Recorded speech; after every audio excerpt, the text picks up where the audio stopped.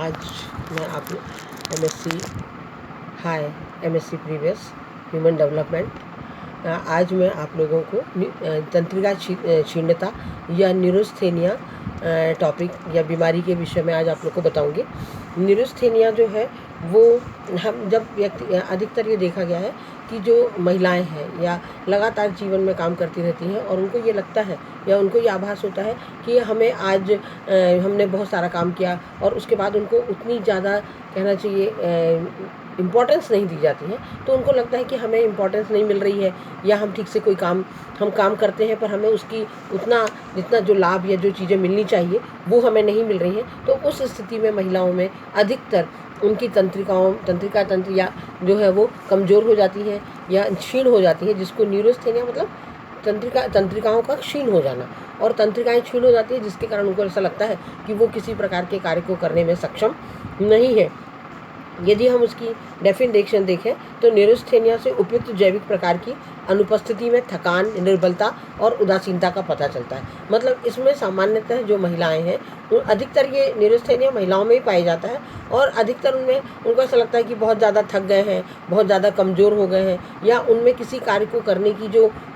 उत्साह होता है वो उत्साह की कमी देखने को मिलती है। अधिकतर देखें तंत्रिका तापी इन विकारों के अंतर्गत न्यूरोस्थेनिया को, तो न्यूरोस्थेनिया की जो बीमारी है वो अधिकतर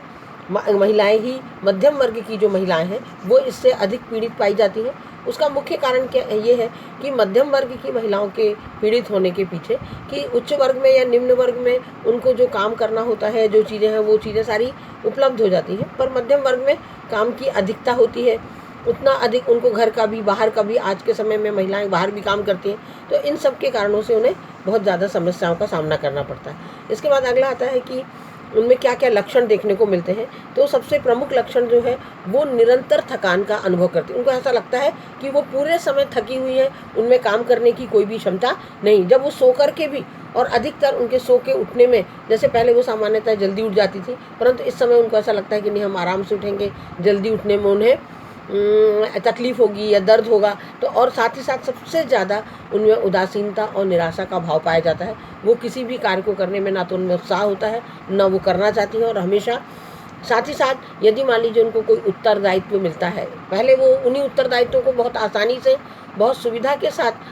पूरा कर लेती थी, पर इस समय में आने के बाद वो लोग अपने उत्तरदायित्वों को भी ठीक तरह से वहन करना नहीं चाहती या उनको ऐसा लगता है कि वो उनमें करने की क्षमता नहीं है। साथ ही साथ उनकी नाड़ी की गति, दिल की धड़कन ये अधिकतर तीव्र रहती है। अनिद्रा, अपचन, अतिसार, सिर दर्द, पीठ में दर्द, इस प्रकार की समस्याएं होती हैं। साथ ही साथ वो चिड़चिड़ा, निरुत्साहित होना, व्याकुलता होना, इस प्रकार के लक्षण उनमें सामान्यतः देखने को मिलते हैं। और सबसे ज़्यादा जीर्ण शारीरिक थकान का अनुभव हमेशा देखने में आता है और वो कभी भी उत्साहपूर्वक हंसते, मुस्कुराते, अच्छे उस स्थिति में देखने को सामान्यतः ऐसे में महिलाएं जो है वो नहीं मिलती। सामान्यतः जितने भी इसके कारण हैं, या अपन हेतु की देखें या इटियोलॉजी, तो इस इटियोलॉजी में सामान्यतः हम ये देखते हैं कि